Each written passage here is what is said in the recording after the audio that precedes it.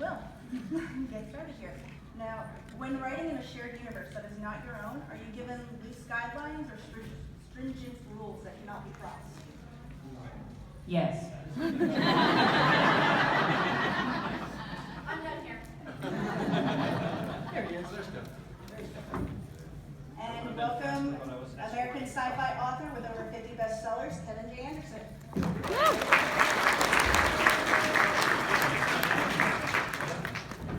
Good time. You just want us to jump in? Yeah, jump in. I mean, in all honesty, the answer, at least in my case with the Star Wars books, has been a little bit of both. Originally when they came to me, I thought, oh, they're going to tell me what to write, which wasn't true at all. They gave me basically a 3-line prompt, and I changed one of the lines, and they said, okay. All right then, and I have a lot of freedom, but then, but if you bump into something, like for instance, I had the Devastator, Darth Vader's flagship at that point, and I was like, and it will be at this place and it will do this thing. And they were like, no. And I'm like, what? And they're like, it's not there. And I'm like, it is an imaginary ship that lives in our heads and it could be anywhere. And they're like, no. It is somewhere. So the stuff that's strict is really, really strict, but at least in my experience, I've been given a lot of room to play too. And frankly, being strict is good. It gives us a certain freedom. We can put this stuff out and not worry we're stepping on somebody else's toes because Story Group is watching out for that. And it's nice to avoid the problems of some of the 80s books, not the 80s, 90s books, where I think Han got the Falcon from Lando 2 or 3 different ways in 2 or 3 different years. We're trying to avoid all of that, so yes, when it's strict, it's very strict, and we're happy about that. Sorry about your devastating though. Well, it really depends on the licensors, because some of them are like real trusting of their authors. Some of them, they understand that, I'll speak specifically for me and Tim. We're like ridiculous fanboys, and so we're playing with like rare toys, and we know that they're rare toys, and we're taking care of them. And there are other people that would, let's not say Star Wars, would be like Star Trek, oh sure, okay, I guess I've seen Star Trek once, I'll write a Star Trek book. If we're fanboys, we're taking care of this stuff. But some of the licensors that, I did some Star Trek books, and I love Star Trek, I'm not complaining about Star Trek, but there was a period in the Star Trek where they had the most draconian licensors.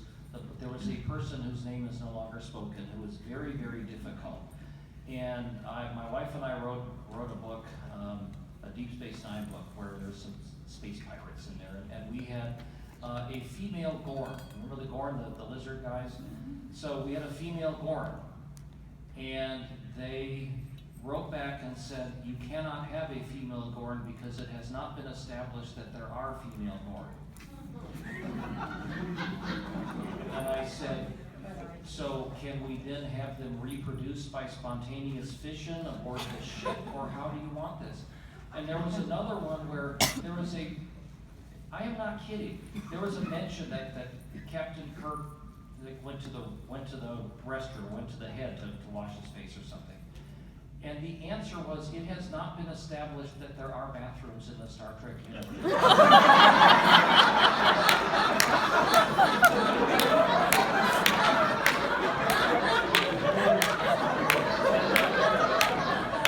Let your mind wander to interesting uses of transporter technology. To boldly not go.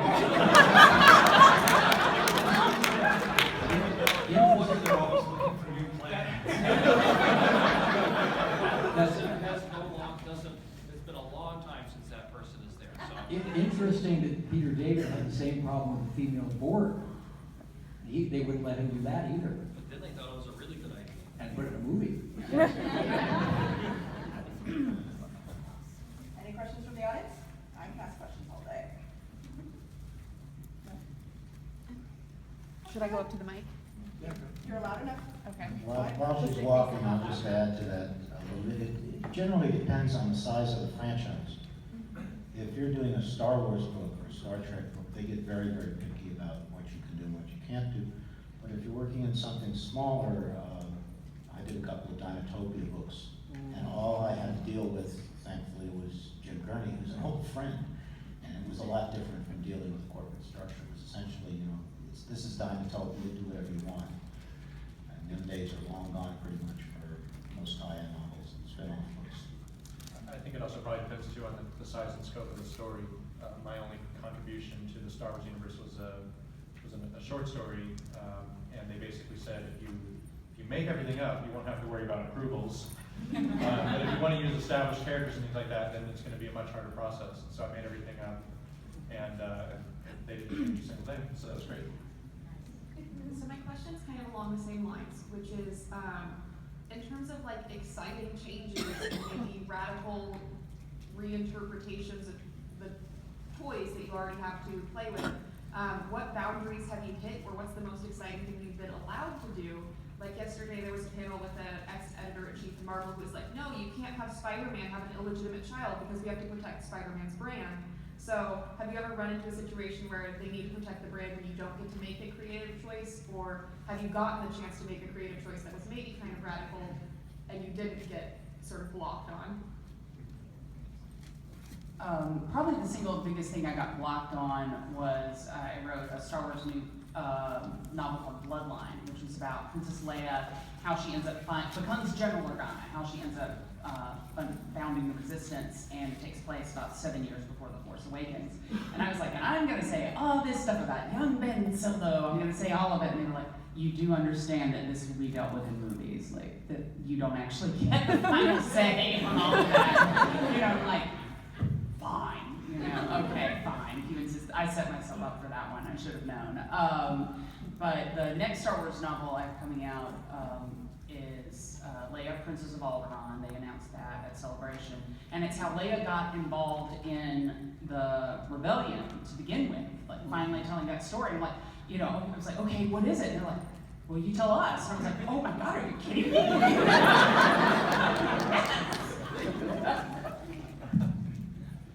The other difference comes when Kevin and I were doing our first Star Wars books, we had the 3 movies and nothing else. Now we have new movies, we have TV shows, it's a moving target.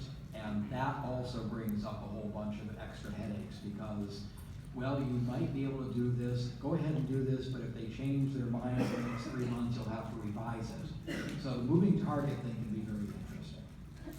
I haven't run into a creative or franchise kind of block, but I was writing a Spider-Man book for Marvel, and I got to the end of it, and my editor read it, and she's like, well, it's fine, but it's too short.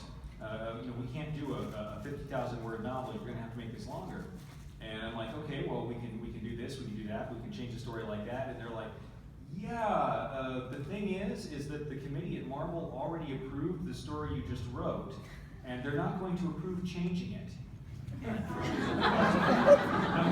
and I said, so I'm like, we got to make it longer without changing it. She's like, yeah. I'm like, how am I going to do this? Cabaret acts. Yeah. Well, what I did was I said I tried to imagine if there was an author coming to me with a similar problem, and I'm like, well, if this was somebody who was doing something in a romance genre, I would say, well, this is easy. You just have to write more orgasms because it doesn't really change the story, but you'll get more space out of it, and the reader will like it.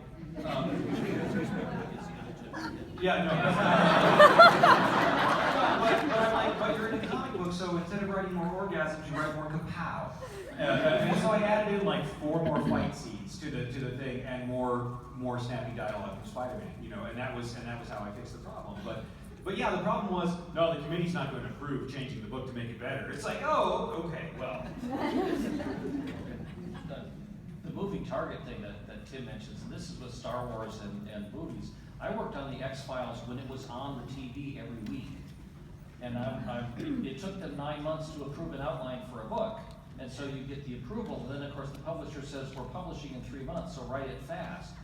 And I had my 3rd X-Files book, it's sort of a medical experiment goes wrong and creates a monster. And I'm writing this, Mulder and Scully, and doing all this stuff, and then then there's an episode broadcast where Scully gets a dog named Queequeg. where basically this dog was found in the apartment of an old woman who died, and the dog ate the old woman before starving, and so Scully adopts it. So she has this cute, well, not cute, little annoying yap yap dog. And they go, remember, Scully has the dog Queequeg. All right. See, Jim knows what's going on. So I go and rewrite my book so that Scully has this, I mean, the dog doesn't do anything, but the dog's in some scenes, and she has to get somebody to take care of the dog when they're off doing something. And then I finish my novel, and the day before I turn it in, the episode is broadcast where Mulder and Scully are with a giant alligator in the swamps, and the alligator eats the dog. Back to the beginning, things raised. She actually only had it for like 4 episodes. That was right when I was writing. Yeah, well, she must have written it over the winter break because she had it, and there was an episode, and another one after the winter break, another one, and then the dog gets eaten. But we love it. On a positive note, sometimes you can get away with stuff. You asked what, my favorite thing was actually in the novelization of The Force Awakens, and I never thought they would leave it in. I mentioned this a little bit earlier, but I'll say it again, is I got to fix the Starkiller base weapon. What? Of course, makes no sense from the very beginning for all sorts of reasons. I know it's Star Wars and it's not 2001, but still, there's a level of absurdity beyond which you cannot go as a fan or a writer. So I did a lot of research on how you could actually blow up a planet in real time, no less. Many parsecs, and there are ways to do it theoretically, and I'm researching this, and I figured there's maybe 12 people on the planet who could actually understand this and explain it, and I'm not one of them, but I can fake it pretty good, and so nobody at the story group will maybe hopefully object to it because they won't understand what I'm saying either. But it involves interrupting the free flow of Elysium, which sounds like made-up stuff, but it's real astrophysics. And they left the whole thing in. Used dark energy, which just seemed to fit naturally, and dark side, dark energy, dark matter. And they left the whole thing in. They took out all kinds of little tiny, they made me take out all kinds of little tiny, seemingly innocuous things. But this is kind of a major plot point, and they allowed me to leave it in. So it made me feel good for all of the work I did on all of the physics that I could barely comprehend. Thank you.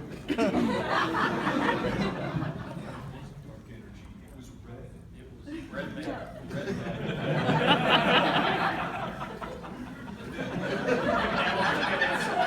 And you see it in the sky when it goes off, no matter where you are in the galaxy. There are some things, like they say in the old Japanese movies, there are some things mankind is not meant to know. What is something you've learned from or gotten to do in writing in someone else's universe that you don't think you would have been able to learn or achieve in your own original work? Diplomacy. That there is always a way to fix it. That when I first took on, see, I have a background in physics and astronomy, and when I was first asked to do my Jedi Academy trilogy, the first thing that popped into my mind was, I'm going to fix that Kessel Run thing about parsecs. And I did. And I was like in page 2 of Jedi Search, because I went, I've got to fix this thing. So that the Kessel Run is a cluster of black holes, and if your ship goes fast enough, you can take a shortcut so you can do the Kessel Run in under, 12 parsecs. But also, in a more serious vein, I had published like 7 or 8 novels before I got asked to do Star Wars. And these were my novels, Kevin novels, the ones that I wanted to write because I was an author and I was an angry young man and I had anti-heroes and unlikable characters and all that stuff. And in writing Star Wars, I had to write real heroes and I had to write funny dialogue and I had to write like likable people. And it's hard for me to understand likable people. I don't know any likable people. And so that helped me as an author greatly to do Star Wars because I had to understand how to write popular characters, likable characters, heroes, and that has helped me a lot. We all feel the same way as you guys do about this stuff. You remember the novelization of the first Star Wars film? He makes the Kessel Run in what? 12 times. try, we're all aware of this from the The movie beginning. as far as I'm concerned. You guys have all had different times where you've gone into shared universes and they've been different maturity. Since you've gone in particular, you started the Star Wars Expanded Universe, and then you came in towards the end of it. Oh well, towards when they switched over to the new Jedi or what that. And now you've gotten to come into the new canon. What has been the differences you see depending on how mature the universe that you're working in is? I don't know maturity is the term I think of it. Early on, it was like we had a very blank canvas, and it's not that we could get away with anything we wanted to, but we could tell a story, fill in areas that had never been touched before. As more and more authors got into writing Star Wars, it got more and more cluttered structure, more and more filled in. And it was harder to find a place that hadn't been filled in or a story that hadn't been told in one way or another. Now that all of that is legends and we can bring things back or not as we choose, the canvas is back to being pretty much open again. So that gives a lot of freedom, again, with the constraints and with the better continuity control that we have now. The story group is sitting on things much better than we did back in the 90s. So it's, and meanwhile, I just kind of feel like I'm over in my own little corner of the canvas, you know, working on my Star Wars stuff and connecting up where I can and mostly being left alone. So it hasn't changed that much. It's just, it was easy to write, then it was a little harder to find a good space. Now it's back to being easy. So I haven't felt a lot of difference. I was usually fine in open part of the canvas. So, yeah, I was there near the beginning. Of course, you know, Alan D. Foster did the first Discovery Mind's Eye and all of that. I was the first one novelists was allowed to go past Return of the Jedi. So in that sense, I kind of kicked off that part. But yeah, I think of myself as the bad penny you can't get rid of because they keep bringing me back. Yeah, sometimes it can be the sort of what level of stewardship the property has, not necessarily the maturity of it at the time. And if I could expand this beyond writing novels for a second and talk about video game development, because there was a time in my career where we worked on a Superman game, and it was incredible the amount of information they gave us on Superman, the whole universe, what we could do, what we couldn't do. They had this massive rule book, basically. And that was actually extremely helpful because we were able to just work and we could reference that. Conversely, we worked on an Aliens game, and they literally gave us nothing. And they said, well, just look at the movies and kind of don't do anything that would contradict the movies and you should be okay. And so we went off and made this game, and we tried to do our best. We were huge fans, we did our best. And when the game was done and we sent it to them, suddenly they had all these notes about things we did wrong here and there, even though they'd given us no rules to start with. And we said, well, can we talk to the people who's getting these notes? Can we have some questions? And it took a while to find out that it was one of the testers in their testing department who had decided that he had noticed some problems with the game, that there was no one like officially, and I think in Star Wars at least you have people who that's their job is to make sure you're not, and they couldn't give us anything like that. So it's a very different experience in terms of what you're going to get from the tie-in content that's made when you don't have someone who's shepherding that property. I was asked to contribute a story to an original Dungeons and Dragons anthology that Wizard of the Coast was doing, and I'd never played Dungeons and Dragons, and I knew about it only vaguely from conventions. But I said, sure, and I said, what do you want me to do? And they said, well, we'll send you some reference material. Stack of hardbound books, this big arrives, and it's like, I can't do this. I haven't got time to read this, never mind write the story. And eventually he said, look, I found something. I flipped pages literally at random trying to find something. And finally found a character where I thought I could build a story around. And I said, well, that's fine, just make sure you don't contradict anything that that character does. And it's starting to get into things, is the character right-handed or left-handed? And from a story standpoint, you don't really want to be that constricted. So it's good to have guidelines, but it's not good to be buried underneath them. Yeah, I mean, the only thing I'm gonna add is, as difficult as guidelines may seem at the beginning, you would much, much rather get that information at the start than at the end. Thank you. Yeah. I'm short, I'm sorry. Can't help it. So, yeah, you know, you can only do so much with platforms. So you talked about how there's been the story groups in overrated, and this question's mainly gonna be for Kevin, so I'm sorry I don't know all the rest of you, but he wrote in June, it's my favorite thing in the world. How is it different, like, working with material or with a story group compared to when you wrote with Brian, you're writing with someone who has more of a direct stewardship? Was it really different, or was it just the same as working with any other writer you've collaborated with? No, it was really different in that writing the Dune books with Brian, it's me and Brian. I mean, that's it. We are the story group, we are the Lucasfilm licensing, we are the everything, because it's just the two of us. And so it was really much more collaborative, and we had all of Frank Herbert's notes, so we worked with that, and basically worked together. So it was like writing a real novel as a real collaboration.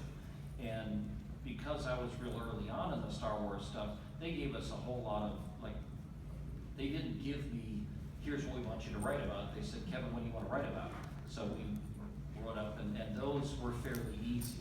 But I've done, and Alan, I did a story for that Dungeons and Dragons thing too, and I hadn't played it since college, and I found something, and they gave me all this material, and then they had 12 people vetting it and making me change this word that I didn't understand into this word that I didn't understand. And all of this, mind you, for like a $300 short story payment. So that was difficult. I did a novel based on the StarCraft computer game, which I don't play. So but they gave me all this background, so I knew what the setup was, and I could do my own story in that universe. And at the end, there's this big space battle between the Protoss and the Zerg and the humans, and I know that doesn't make sense to a lot of you. It didn't make sense to me either. And my wife's brother is an avid StarCraft player. So I gave him the setup at the climax for the giant battle. I said, okay, Scott, here's the setup for it. You tell me what happens. Play your ideal game. And so he gave me all this list of the Protoss use their glaive worm attack, and the Zergs use the this and that.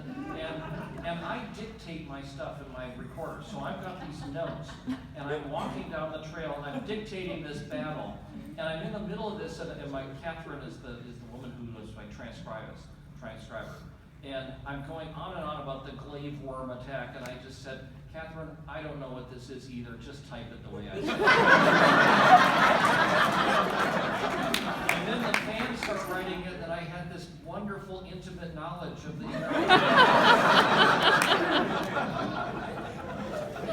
Just a reason for everybody else, when you collaborate with like LucasArts Studios and Marvel for Spider-Man, how is that working with like a single author that you know?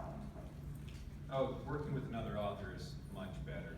Because they can just say, oh, no, the other, because they'll tell you something like this, oh, no, there's this part of the character's background that you probably didn't know, because I haven't really read it in, but he would never do that, so we need to find some other way. But like, well, we can try this different solution. Yeah, that works fine. And that's that. It's as simple as that. But, you know, I was approached by Wizards of the Coast to do a book for them. And they were talking about rebooting the Dragonlance Chronicles and asked me if I wanted to do that. And so I was very excited about the project. And but at one point, I just remember getting a note from somebody that was on the executive tree. It's like, we just want to make sure that this story is going to be compatible with 4th edition. 4th edition? Why? Yeah. Well, that's an excellent point. Yeah, I mean, that's what it was. Like, it's a story about people. So, yeah, compatible with 4th edition, that shouldn't be a problem. And they're like, okay, good, you know. But for crying out loud, compatible. I've never had the experience of working with just one other writer, but one of my Star Wars editors is somebody that I met long enough ago that we met baiting each other's X-Files fan fiction. And yes, they say, basically futzing around on the internet, best thing you can possibly do. It paid off, yes. I realized everything when I was young that I thought was goofing off was career preparation, and everything I thought was career preparation was goofing off. But yeah, we could sometimes like shorthand stuff. And then of course, it has to then go out to Lucasfilm in actual human English, but every once in a while fanfic turns, it's like, oh, it's like that. Oh yeah, sure. Yeah, in a weird way, I had both experiences on the same book, because I co-wrote my Mass Effect novel with Casey Alexander, and she's a walking encyclopedia when it comes to Mass Effect. And so all of the stuff that I didn't know, I could just ask her, or she would just fix it when she got to that chapter when we were revising. And that was a much smoother experience than when we had to wait for rounds of feedback from BioWare and work in all their stuff and then send it back and see if we did it right and all that. Much quicker, much easier. Yeah, so. The one thing I've noticed working with David Weber on the Manticore Ascendant books is that, I can't speak for the story group. The story group has been very good, but earlier on, before a story group was really set up, I would often get things from the Star Wars, the liaisons, and editors saying, okay, this doesn't work or something, and I would come up with a way to fix it. With David being an author, typically his email is, and he dictates too, so he gets the same kind of stream of consciousness stuff that I'm sure Kevin does. Okay, this doesn't work for this reason, however, this might work, or this possible way would change. Oh, ooh, let's try this way. That's actually in the notes. So by the time the email, the 5th page of the email is done, he's offered 6 or 7 possibilities. I just take, okay, this is the one I think will work best, and we'll just put that one in. So rather than just say, this doesn't work, change it, David will, okay, here are some options of how to change it. So that streamlines things a lot as well. Thank you. So we've heard a lot about working within these sandboxes of these huge franchises that are still ongoing, Lucasfilm, Marvel, and particularly when you're getting to kind of expand the storylines of characters whose arcs haven't finished yet, like Leia or Thrawn. You get notes from story group or whomever, and you kind of know where things are going in mainstream canon. How crazy are the non-disclosure agreements that you have to sign? I can't tell you. I believe Firstborn is mentioned. Yeah, they're pretty ironclad. At least in my experience, which may be more limited compared to these guys. Lucasfilm, that's pretty tight. Yeah. Although it actually ended up being helpful. I knew before they were able to announce it that a writer friend of mine, Beth Revis, was writing Rebel Rising, the Rogue One prequel novel. And there were times where she was like, I need to just talk through a story point with somebody, and you signed the NDA. So we were able to talk a little bit about some of that. Yeah, I will say, I've only done one time novel, which was the Mass Effect book I just wrote, and one of the weird, neat things about it was as the game was sort of starting to reveal to the public, to look at all the theories the fan has on the story, what's happening, and kind of just sitting there going, I have heard from people who've done Star Trek books, and you might know this, Kevin, and be able to confirm it. With the Star Wars NDAs, it's things like everything you write, everything you hear, it's all property of us, and you're not allowed to tell. But the contracts for Star Trek books, at least at one point, also said everything you write, everything you think of is our property. Oh, God. Is that in your contract, Kevin? Or is that something they added later on? I think mine was a long time ago, and I don't remember I don't think that was in there. I hope not, because everything I've thought of since then is probably. Everything you think you thought of. So then how can they prove when I thought of something? So there's that. But the worst ones I had was with some of the gaming companies that I worked with. And there was one major gaming company that wanted me to work with them on a super secret game. So they couldn't tell me anything about it. It was some big science fiction game. and they wanted me to sign, they were gonna pay me a lot of money to do, but to basically to consult with them and help them develop a story. And it was a big science fiction game, so their NDA said that whatever concepts that we discussed belonged to them, and I could never use it, including any of the basic elements that I could never use in my own fiction ever again, such as robots, spaceships, and aliens. And I said, no. Well, actually, my agent was working, so my agent's arguing with them to try to, you can't tell Kevin he can't ever use robots in his stuff.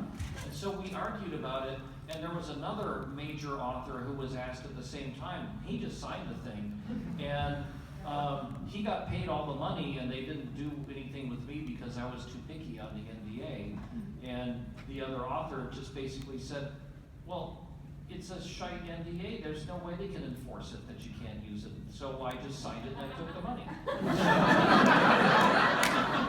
Which I think was probably the right decision.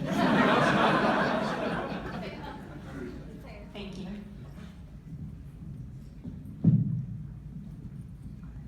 Thank you. My question is, for something that was continued after writing a book in the universe, has anything in your writing books have been used in a later form of the universe they are writing in? And if so, what was your reaction to it? That's excellent. The only thing that's really come out of any of my Star Wars stuff so far that's been used again was the character of Yendor of Ryloth, who was in Lost Stars and had a smaller part in Bloodline. And that amused me a lot because Yendor is the one real person from my life I've ever put in a book. It's my best friend Rodney. And I was like, okay, I think maybe I can mention you, Rodney. I'm going to see if I can reverse your name and maybe get you in there one time. When Yendor is actually a pretty big character. And of course, he got really psyched and was very happy. And then Yendor showed up in Chuck Wendig's Life Debt. And did some things.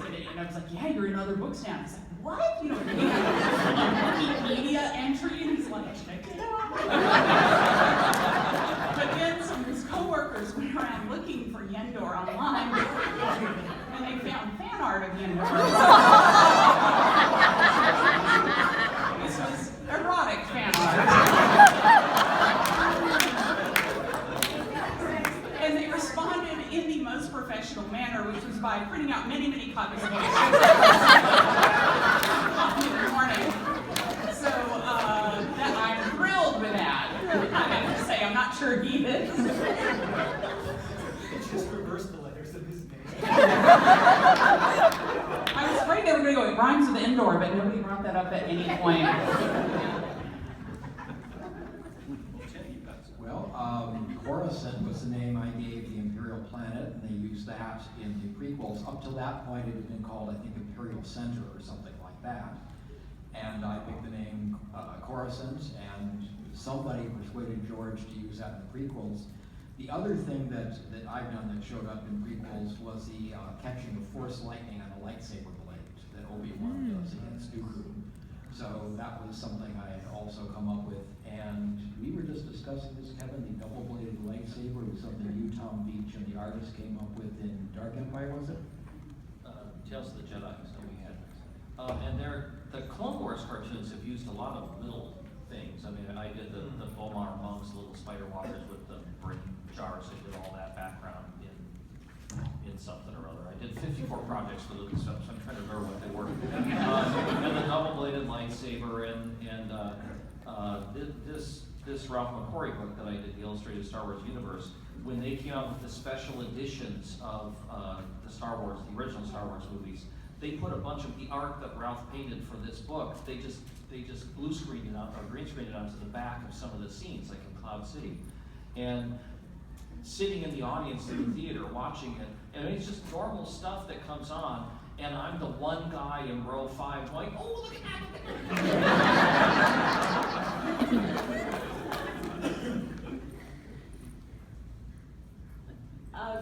Well, my question is, for those of you who have since starting working in other people's sandboxes have had, in some cases, each other work in your sandboxes. Have you retroactively had any epiphanies about your original work in other people's sandboxes? Have you had any realizations about some things that you originally did when you first started working with other people's properties, now that you have had other people work with your properties? Any realizations after, like, you've done your work and then someone else is working on and you're like, oh, I could have done it that way? I mean, just general chagrin, I think. The flip side of that is when somebody does something from your characters that, a friend described it as an out-of-character experience. You know, that's not something the character would use. Somebody else puppeting your characters around, how does that feel now that someone else is doing it to you? Yeah, it's you have to remember, you know, I don't own this character, you know, this is Lucasfilms or whoever's, if they decide this is okay. I did have one situation though, it can lead to odd things. Many years ago I was at a convention party and a woman buttonholed me in a corner and complained about what Mara Jade had been doing in the most recent book. Very, very wrong for the character, etc. And I gently explained to her, I didn't write that book. I have no control over any of that. She didn't care. As far as she was concerned, my character, my fault. And I had to be rescued from her. So yeah, that can be strange. Well, and I wrote a bunch of Thrawn slash fiction under a pen name that Tim would have epiphanies with, but it didn't.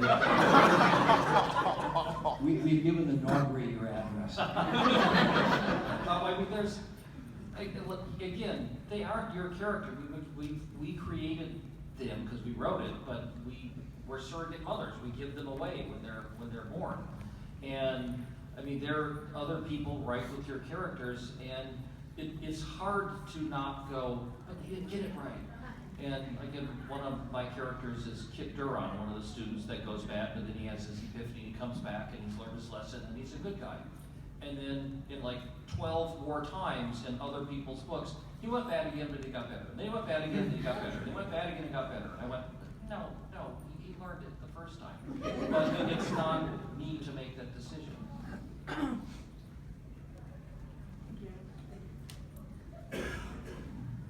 Hello. I generally find, I'm a bit of an amateur writer, when I'm creating a character, it's a lot easier for me to relate to them because a good deal of the similarities are subconscious when I create them. So, what are some of the difficulties of working with a character you didn't create and trying to relate with them? If I had not grown up my whole life pretending to be in the Star Wars universe, it might actually be difficult. But this is the fruits of a long life of having no life. It's that, it's like, no, I know exactly how I relate to Princess Leia. I know exactly how I relate to these characters. Because I mean, if you're a fan, you found something of you in that, didn't you? You relate to that. You responded to that. And so, in some ways, that work is already done for you. In fact, I'm not sure I could work in another universe where I didn't have that connection to at least some of the characters and part of the world. If I wasn't already in love with it, if I hadn't already figured out how to relate to it, I don't think I could do it. Yeah, the movie characters, because you've lived through the movies with them, the TV shows or whatever, I would find more difficulty with, say, using kill. I would avoid that if I could because I don't know if I can capture the character the way Kevin did, and I don't want to risk him getting picked on at some point because so I try to stay with the ones that I do understand and not take another author's characters if I can avoid it. This is a little bit different, but when X-Files came out, another writer, Charles Grant, wrote the first two X-Files novels. And those were written before the show ever came on TV. He was given the first couple of scripts, he read the scripts, and then he wrote the novels. And the fans hated it because he didn't get the characters right. Well, it's not his fault, because when you're reading the script, you don't hear David Duchovny delivering the lines. You don't see Gillian Anderson doing it. And in fact, what he ended up doing is he had Mulder and Scully meet two other FBI agents, and they team up, and most of his story was told from the point of view of the two other FBI agents that he made up. I was on part of the team when Star Trek Deep Space Nine was being created before it was on TV. And I flew to Hollywood, I pitched like 10 different episodes to them. But they gave me their first 4 scripts, which I read. But they had, the characters all changed as the actors took on the characters. You remember Dr. Bashir, who's kind of funny, a little bit odd, and Dr. Bashir in the scripts was written as the Fabio of Deep Space Nine. He was supposed to be the hunky, the women couldn't resist him, heroic guy. Well, that's not the way the actor played him at all. So reading the scripts is not the same as watching the movies or watching the TV episodes. But there are times, I've done movie novelizations, Alan's done a lot of movie novelizations. You read the script, and what you read on the script isn't at all the way it comes out in the movie, but they don't tell you anything, you gotta do your best.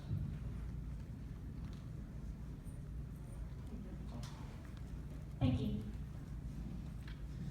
Okay, as like a lifelong fan of the Star Wars Expanded Universe, I was extremely disappointed, though not surprised, when Disney announced that they were erasing everything that had gone previously to that point, calling it Legends, creating the new canon.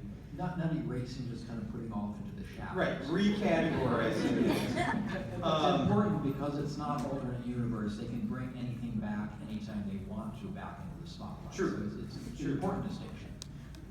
One of the things that I appreciated previous to that time about the Star Wars literary universe was, even though some of those stories were written before anybody was trying to create a cohesive shared universe, over time, authors like some of yourselves worked to retcon even like the Marvel series and some of the more obscure Star Wars references, to the point where, having read literally everything, comics, books, young adult novels, I was like, I'd see small references and be like, oh my gosh, that's cool. It just kind of made it more real. It's a big universe.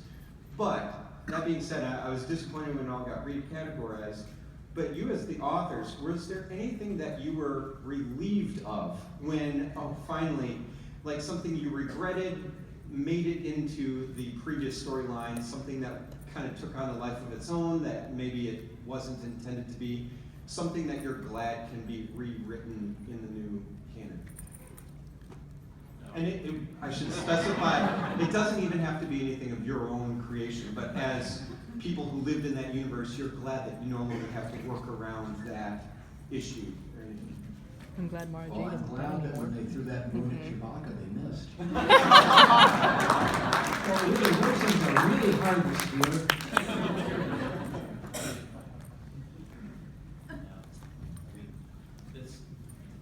This is one of those questions that I think Tim and I, we've heard it before, haven't we?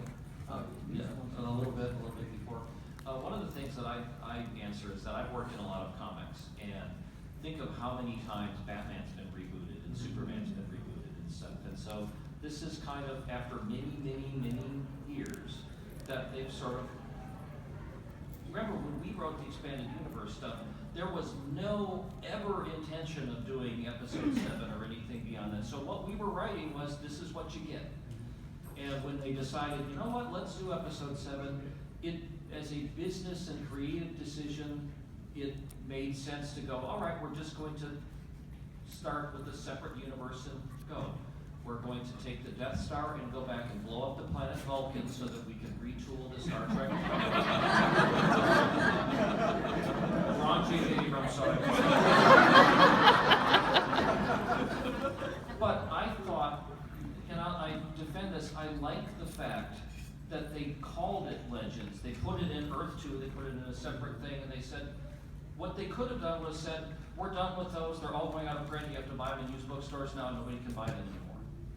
But they didn't. They said, this is a whole thing, we're just gonna keep calling it Legends, and you know, who would you rather be? King Henry III or King Arthur? And I'd rather be a legend. One of the ways I try to explain this is, okay, you're sitting around a campfire, Coruscant is a long way away, the whole event goes down periodically, we don't get much news out here. And as we're sitting with her eating our s'mores, somebody says, have you ever heard the story of Luke Skywalker's Jedi Academy? And he pitches this story to you, and by the time you're in your sleeping bag, you don't know if it was real, if it has elements of truth, it was totally made up, but it was a good story and we enjoyed hearing it.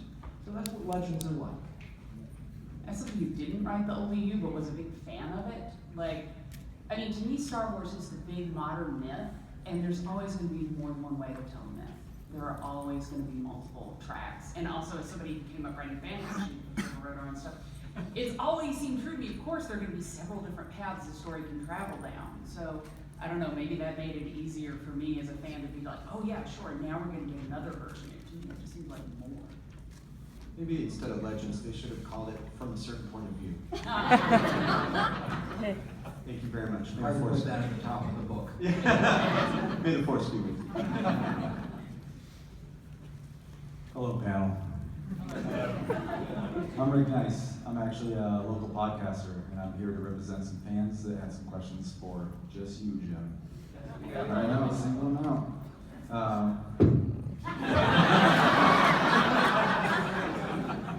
They want to recognize that you had done an extensive outline of all your novels, which was 20 plus, right, when you made your outline, more or less, with like Yeah, 20 books in a 3-book trilogy. yeah, the 3 book like apocalyptic trilogy, right?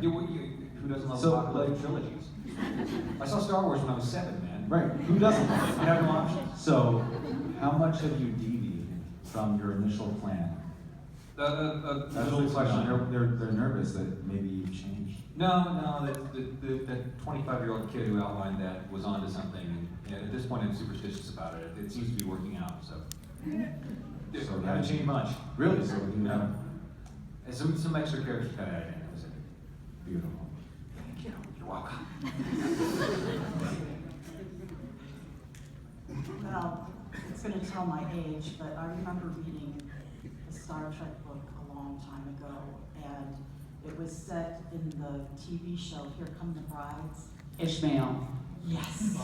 And Biddy became Spock's grandmother. So just wondered if any of you had written that. So, but yeah. My obsessive love of the early Trek books where, man, nobody had their hand on the wheel at all. You're like, seriously, like, what must have been like people coming and going, I'm gonna make Spock a space pirate. And they're like, yes, go. And somebody's like, they're gonna find a planet that's really into musical comedy and it's all gonna be films of Gilbert and Sullivan. And they were like, do it. And that's how much for just the planet. Do you remember the one with Kirk wound up directing like the giant musical on the planet with a cast of thousands on the it was one of the everything Wish shows up. They went back to the Wish planet.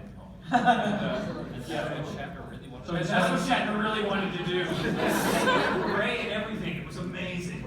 Yeah, I loved that stuff. But honestly, I love those books because they really did just let people go crazy. And Ishmael has literally, I think that's one of the most far out things I've ever seen. It's actually a really good book. It is. But if there's Legends now, they could say the holodeck stories. Yes. It was written by Barbara Hamley, who wrote Children of the Jedi and Planet of Twilight in Star Wars. So it is. I can see it all the But when Tim, I probably was up at Lucas Ranch more than you were just because I lived closer. But this was early on when I was meeting up with them, and they were having discussions about the continuity, because at the time Star Trek books were coming out every month, and there was a lot of Star Trek books.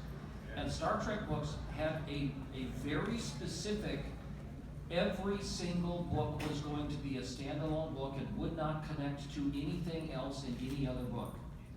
that you could go to the drugstore and pick up any Star Trek book and read it. That was their philosophy, that you didn't have to read them all in order. You didn't have to read them all like the Robert Jordan series or something. You just picked up a Star Trek book and you got a Star Trek episode.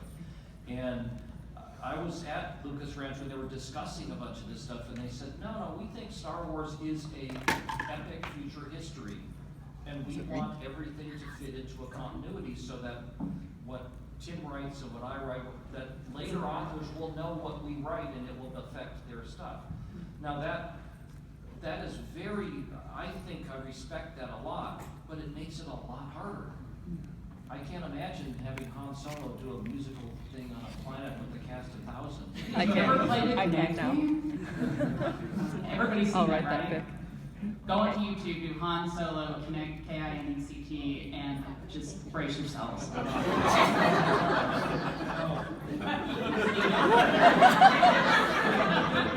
Well, that was just my aside. My real question is, at you as individual authors, were you ever attracted by somebody else's universe and wanted to write in their sandbox? And how did you approach that? How did you do that, if you did do something? And then the same thing in reverse, is have people come up to you and wanted to play in your sandbox, and would you do that, and what do you think about having extra like that? I've never had that experience professionally, but again, I started as a fanfic writer. So I'm like, I'm just gonna play in this sandbox, I'm not actually gonna mention it to you first. I'm gonna come over here and do that. And I had the best time. And I know that people have written fanfic with my stuff, and some people who are sort of anti-fanfiction are like, oh, wait until somebody writes about your books. And when I saw that it was out there, I was just like, I was thrilled. I was like, I know if you want to write fanfic about something, it means you love it. Like, you really love it. You found something of yourself in it, and nothing could make me happier as a writer to know that somebody reacted that way. And does it cross genres, like outside of science fiction, maybe coming to somebody else's sandbox that was outside of your own? I'm sorry, I'm not sure. NCIS Enterprise? Right, exactly. Yeah, something like that. There is no brand of fan fiction I have not written at this time except songfic.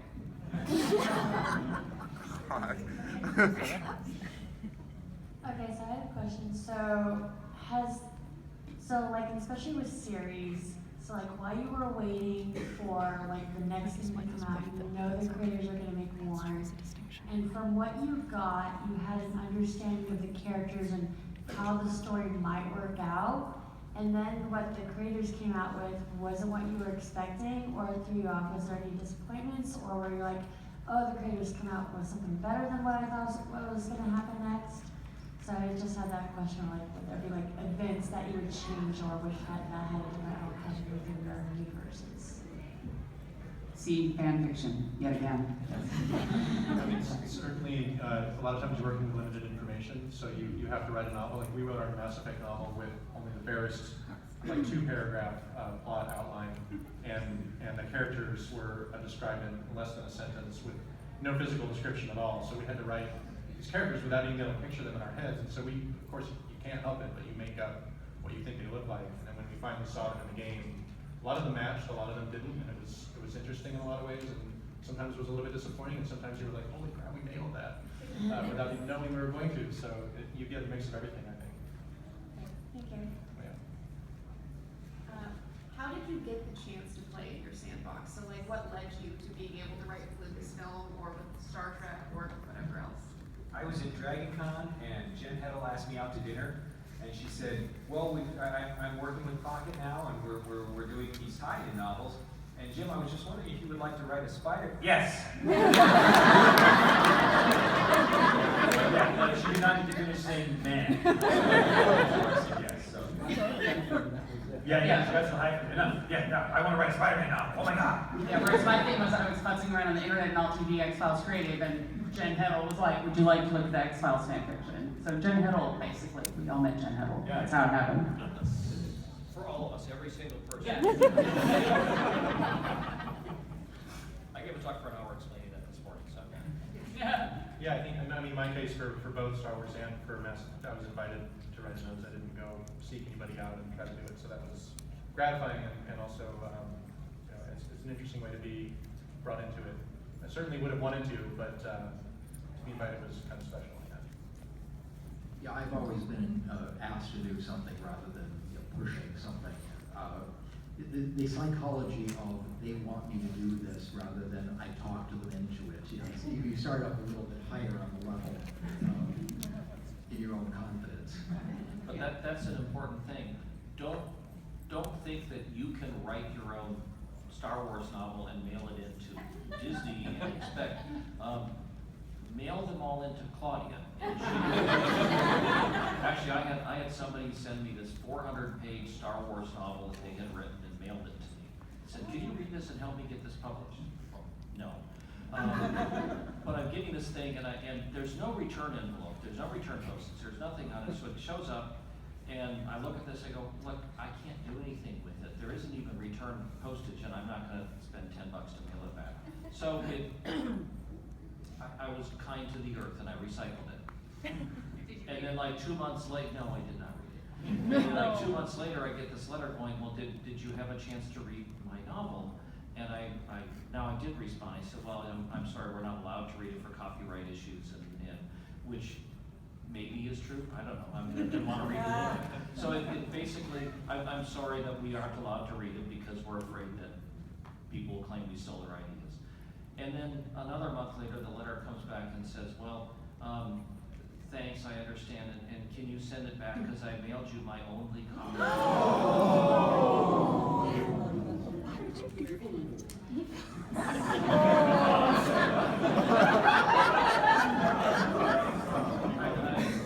I didn't answer that one.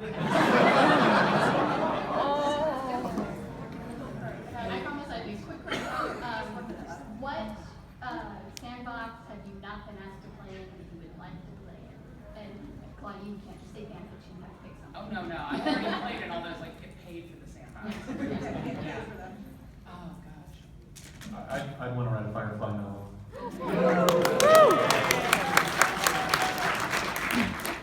Firefly, except I'm not sure I could pull it off, but Doctor Who. Nice. I would love to do a Star Trek novel. I would love that. I mean, and also now the new series, the minute I saw Michelle Yeoh as a captain, it was like, please give it to me. Harry Dresden. Oh. Yeah, Sandbox.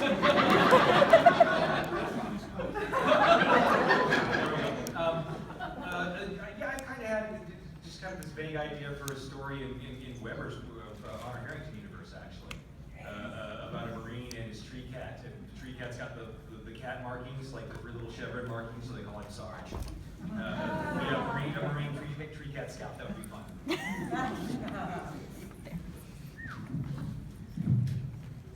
So my question is, when you were writing all of your books and you had to create new characters, did you ever use your life experiences to create things like their backstory? Everything a writer sees, hears, reads, goes into this grab bag in the back of our brain. And when we're making a new character, bits and pieces of things come out. I've not done anything, okay, that is specifically this person, but little reconnected bits will come out to make the new character. So it's not, you have to base it on any one person. It all gets mixed together, and that's where our characters come from. Yeah, one thing a lot of people sometimes ask in a different way is like, "Oh, are you X character?" And I think generally you're all the characters to some degree, something of you. Yeah, and I think also a lot of times when you ask, when someone who's in a creative field says they got an idea for something, what they really meant was they found an interesting way to combine some other ideas into something new.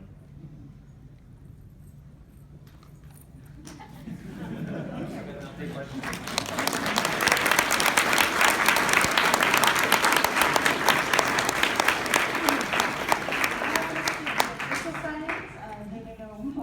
I have Alan King Forster in the exhibit hall signing, 124 AB tomorrow at 10:30. I do have Claudia tomorrow at 10:30 as well.